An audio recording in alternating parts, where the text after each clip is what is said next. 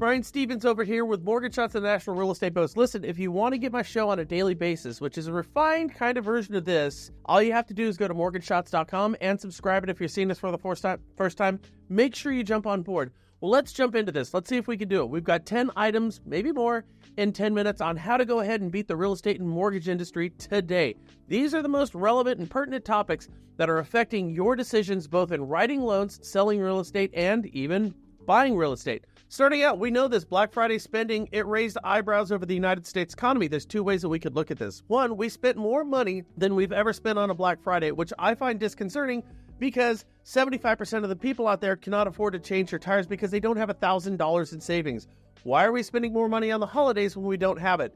The answer is we charge it. We charge it on credit cards. As you know, we have $1.4 trillion in revolving debt. It's the highest we've ever seen. And the average credit card interest rate is 28%, the highest we have ever seen. Now, we know that the lifeblood of the United States economy and 70% of the United States economy is on spending. It keeps everything afloat. But when we're spending on credit, does this create a problem? And I say it certainly does. So yes, we're spending the money. The problem is the raise that we're seeing in spending, well, it didn't exceed what inflation has done over this past year. Meaning, truth be told, spending is down, but the cost for everything is up. We might call this one a double whammy of both good and bad. Existing home sales. All right, I want you guys to check this out. This goes back to 1965. And if we're just to kind of stink eye this thing, real estate existing home sales, they're not bad at all. Relative to the 1960s, which is going to put us at about a 70-year average here, we're kind of pegging middle of the term, aren't we? We're hitting just about the median. The difference is our population growth has almost doubled since 1965. So the two big peaks on the right-hand side, which are clearly what we did post-COVID and what we did prior to the Great Recession of 2008, well, those numbers would be significantly lower relative to our population density. If we do that, all we do is take everything over on the right, plug it down a little bit, and yes, real estate is down relative to everything that we know about real estate, but in the grander scheme of things, it's not that bad. The problem is, we have too many lenders and too many real estate agents. Attrition is correcting that right now, isn't it?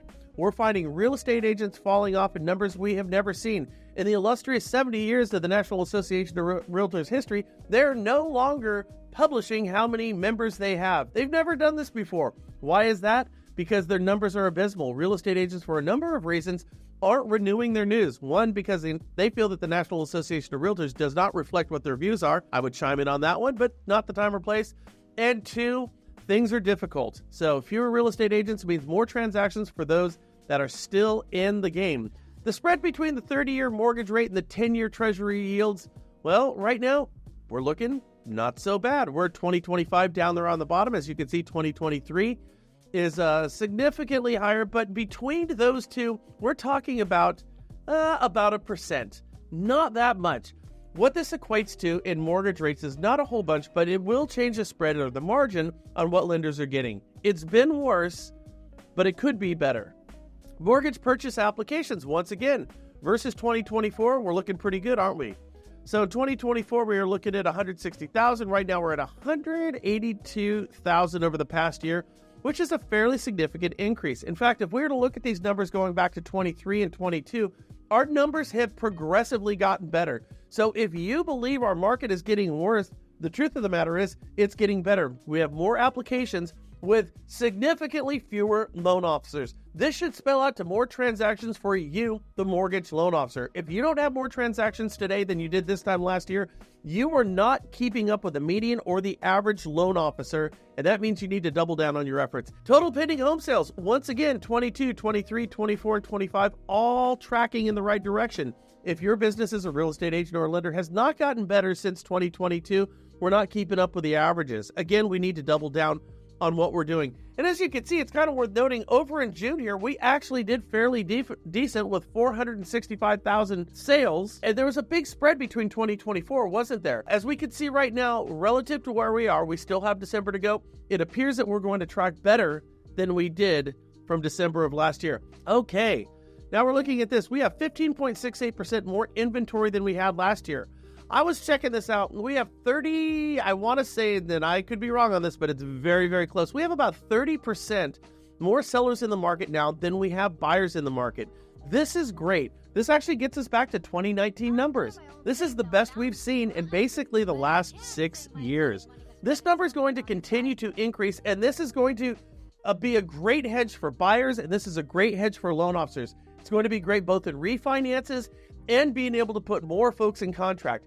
If you're a listing agent, you're about to see what we saw back in 2009 and 10, where your properties don't move as fast. Okay, I thought this one was great. Beginning December 2025, the Trump administration is going to implement new rules targeting cash buyers and LLC purchasing residential properties in the United States. Why are they doing this? Because they want to know who actually owns these stinking houses. Is this going to make it harder for some of your cash transactions? It will if people are playing the shell game with corporations, LLCs, and offshore accounts. Under the new FinCEN requirements, a residential real estate purchase made through a trust, LLC, or corporation must include a full disclosure report. This will allow federal governments to identify the real owners of these properties and understand how the purchases were funded. As a real estate agent, you are absolutely going to have to get on top of this. Did relaxed credit standards drive the housing boom that led to the Great Recession? Answer is yes, it did. And we're seeing it again. Home prices have quadrupled relative to income from 1975 to right now, meaning it is just simply more difficult. Inflation aside, it is more difficult for people to buy houses now because house prices have gone up significantly more than our ability to earn our income. We either, one, need to make a hell of a lot more money in a very short period of time, and that ain't gonna happen, or two, we're going to see a significant correction to housing prices in the immediate future. Over on the right-hand side of this blue graph, I want you to look at that first big bump. That is the 2008 housing recession. Now look on the far right of this blue graph. That is the gigantic bump. What did the smaller 2008 recession do? It came crashing back down. What do we expect this one to do?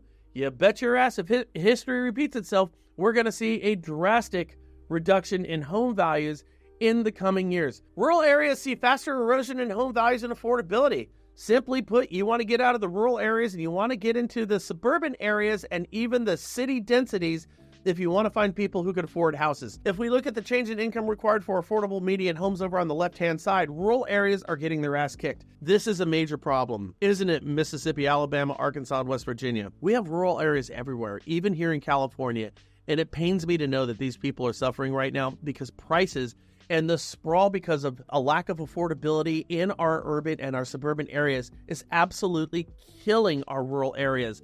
This is a sign of a sick housing market. Okay, many young adults are giving up on the dream of home ownership. On the left-hand side, people who expect to always rent. And on the right-hand side, people who plan to buy but have no saving towards their down payment. Would it surprise you to find out that nearly 70% of people today want to buy a house, but they don't have the down payment? Would it surprise them to know that they probably don't have to have a down payment in order to buy a house? You simply need to be able to make that house payment. The fact that people believe this, the fact that people expect to always rent is a failure on our part. My part and your part. We, as loan officers and real estate agents, we owe it to ourselves, our income, our family, but most importantly, our community, to let people know what's really taking place in the real estate and mortgage market. We have great 100% financing or high LTV financing. We do have down payment assistance programs out there. We do have Community Reinvestment Act funds money available to folks. And we do have sellers right now who are willing to give concessions for cash poor people to actually get into homes and realize the dream of home ownership. Did we make the 10 minutes? I certainly hope so. Listen, if you want to reach out to me, go ahead and send me a direct message, an instant message, or call me at this number right here.